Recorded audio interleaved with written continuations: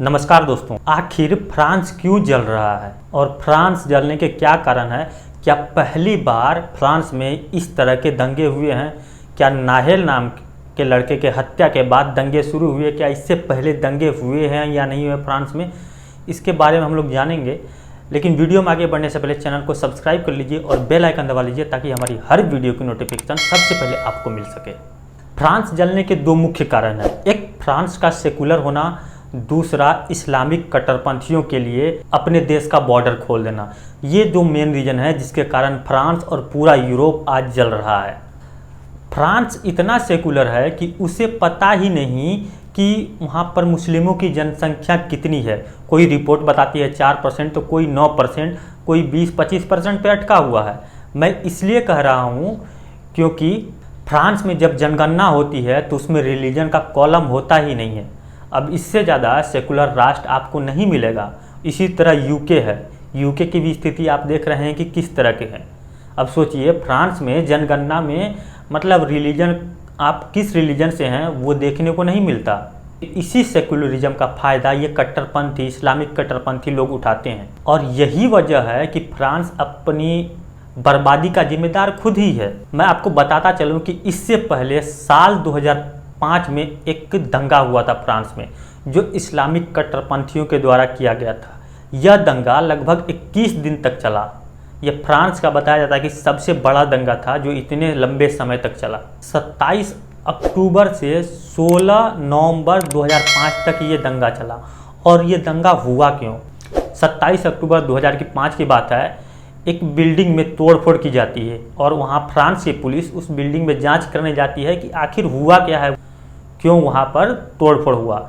जब पुलिस वहाँ पर पहुँचती है तो वहाँ पर कुछ टीनेजर बच्चे होते हैं, मतलब माइनर बच्चे होते हैं, 16, 17, 18 साल के। तो वो पुलिस की गाड़ी देखकर भागने लग जाते हैं। जो पुलिस को हमें जवाब देना पड़ेगा, हमें बताना पड़ेगा कि यहाँ पर ऐसा क्यों हुआ।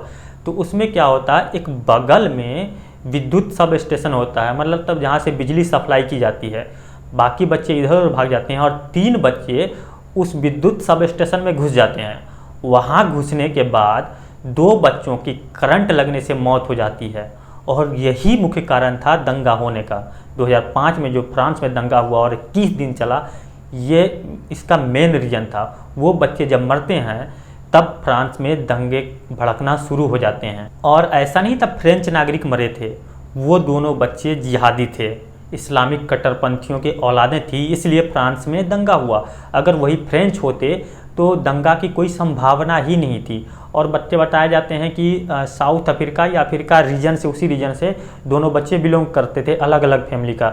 एक का तो बताया जाता है वो 11वां संतान था, अपने माँ बाप का 11वां बेटा था। और एक का बताया जाता है कि 6ठा बेटा था वो अपने माँ बाप का। और वो मरने के बाद फ्रांस में आग लगाई जाती है, दंगे शुरू होते हैं। बताया गया कि फ्रांस में लगभग 8000 से ज़्यादा गाड़ियों को जला दिया गया इस्लामिस्ट कट्टरपंथियों के द्वारा। इन्होंने 8000 से ज़्यादा कारें, गाड़ियों को मिलाकर जला दिया। पुलिस ने 2888 लोगों को अपने गिरफ्तार में लिया। और इसमें चौंकाने वाली बात यह है कि उसमें से 1000 से ज़्यादा बच्चे निकले जो 18 से कम एज के थे। भारत में आप देखते हैं कि जिस तरह से इस्लामिक कट्टरपंथी अपने बीबी और छोटे छोटे मासूम बच्चों को दंगे करने में या कोई भीड़ लगाने में आगे भेज देते हैं, वही वहाँ पर फ्रांस में किया गया, बच्चों को आगे किया गया। जब बच्चों को आगे किया गया तो लास्ट में सरकार को उन बच्चों को छोड़ना पड़ा, क्योंकि वो सभी को पता ही नहीं था वो क्या कर रहे हैं, क्योंकि वो माइनर थे। और हर जगह देखा जाता है कि इस्लामिक कट्टरपंथी इस चीज़ का फ़ायदा उठाते हैं, माइनर बच्चों को आगे करके, अपनी औरतों को आगे करके। और वही हुआ था फ्रांस में 2005 में। और बताया जाता है कि ये दंगा 274 शहरों में एक साथ हो रहा था और 25,000 कट्टरपंथी इस दंगे में भाग ले रहे थे। मतलब वो हर शहर को जला रहे थे। फ्रांस के हर शहर को लगभग जला दिया गया था। इस्लामिक कट्टरपंथियों ने फ्रांस में लगभग 200 मिलियन यूरो का नुकसान किया था। अगर भारत के रुपए में आज के परिप्रेक्ष्य में ये देखा जाए तो ये 18,000 करोड़ रुपए थे, मतलब जिसका नुकसान फ्रांस के सरकारी संपत्ति और वहाँ के जो लोगों का हुआ। मतलब कुल मिलाकर ओवरऑल नुकसान इतना ही था, या इस मतलब अप्रोक्स मान के चलिए इतना ही था नुकसान। 18,000 करोड़ का नुकसान 2005 में फ्रांस का हुआ था। अभी के हिसाब से बताया जाता है कि हजारों बिल्डिंगों में आग लगा दी गई थी, आग के हवाले कर दिया गया था। सरकारी बिल्डिंगें और प्राइवेट बिल्डिंगें थी उनमें भी। और इसमें पुलिस के 11,000 जवान डिप्लॉय किए गए थे अलग अलग इन दंगों को रोकने के लिए, जिसमें फायर ब्रिगेड और पुलिस के जवान मिलाकर लगभग 130 लोग घायल हुए थे और 2 फ्रेंच नागरिक और एक जिहादी की मृत्यु हुई थी। मतलब कुल 3 लोगों की मृत्यु हो गई थी इस दंगे के कारण। दंगा इतना भड़क गया फ्रांस में कि 8 नवंबर को फ्रांस के राष्ट्रपति जैक शिराक ने इमरजेंसी की घोषणा कर दी कि आज से रात 12 बजे से फ्रांस में इमरजेंसी लगाई जाती है, कोई घरों से बाहर नहीं निकलेगा। लेकिन उसके बावजूद दंगे कम नहीं हुए, मतलब थोड़े से कम हुए। लेकिन 9 और 10 नवंबर को एक स्कूल जला दिया गया। उसके बाद दंगे फिर से भड़क गए और बहुत भारी मात्रा में दंगे होने लगे। हालांकि इस इस्लामिक कट्टरपंथियों का हमेशा से ज्ञान से दुश्मनी रही है, क्योंकि इनको लगता है कि सिर्फ ये एक किताब पढ़कर पूरे ब्रह्मांड का ज्ञान ले लेंगे और उसी से दुनिया चलती है। इसलिए आपने देखा कि फ्रांस के मेरलोनी शहर में फ्रांस की सबसे बड़ी लाइब्रेरी को जला दिया गया। जिस तरह बिहार के नालंदा में लगभग 9 मिलियन किताबों को इस्लामिक कट्टरपंथियों के द्वारा जला दिया गया था, ठीक उसी तरह इनकी हमेशा से दुश्मनी शिक्षा से रही है। अंततः 16 नवंबर को जाके ये सारे दंगे शांत हुए। फ्रांस इतना बड़ा राइट्स झेल चुका है, लेकिन उसे समझ में नहीं आया। फ्रांस का मुख्य कारण है वहाँ पर उसकी जो स्थिति है, आज वो जिस परिप्रेक्ष्य में गुजर रहा है, उसका मुख्य कारण फ्रांस का सेकुलर होना ही है। वह इतना सेकुलर है कि जिसके कारण वह अपनी जनगणना में रिलीजन का कॉलम ही नहीं रखता, और इसी बात का जिहादी फायदा उठाकर फ्रांस को जला रहे हैं। UNHRC की एक रिपोर्ट है जिसमें फ्रांस हर साल 3,000 रिफ्यूजियों को अपने यहाँ पनाह दे रहा है, और ये सारे के सारे रिफ्यूजी शांति दूत ही हैं।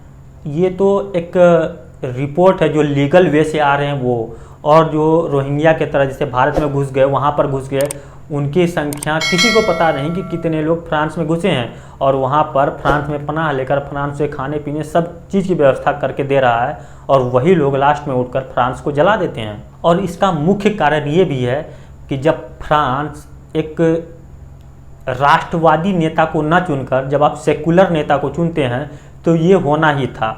जब इमैनुअल मैक्रोन राष्ट्रपति बना था फ्रांस का 2017 में, तब इसके विरुद्ध मैरीन ले पेन, जो एक फ्रांस की नेता है, जो राष्ट्रवादी नेता है, वो इनके विरुद्ध लड़ रही थी।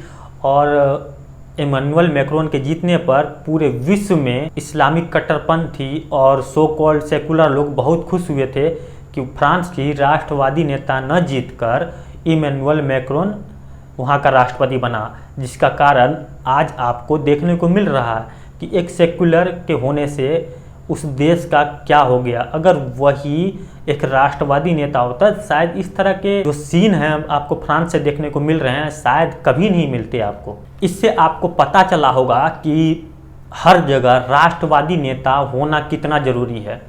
अगर भारत में भी ऐसा नहीं होता तो शायद अब तक आपको अभी बहुत सारे दंगे देखने को मिलते। हालांकि इंडिया फ्रांस से बहुत शांत है, क्योंकि यहाँ पर शांति दूतों की संख्या भले ही ज़्यादा है, लेकिन एक राष्ट्रवादी नेता देश का प्रधानमंत्री के पद पर बैठा हुआ है।